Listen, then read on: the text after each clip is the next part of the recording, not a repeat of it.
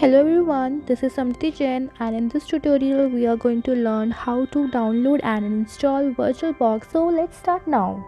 We have to go to the Google and type Oracle VirtualBox download in the search option.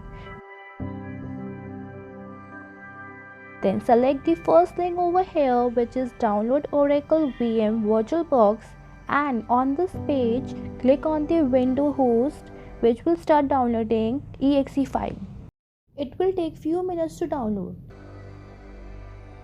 So finally we are complete with our downloads. To install this we have to click on this exe file. A new window will pop up. Click on next.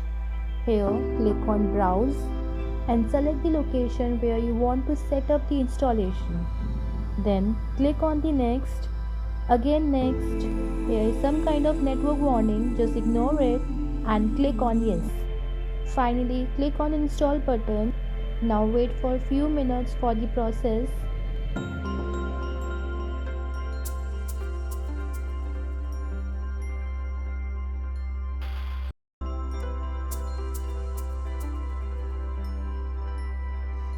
At the last click on finish button.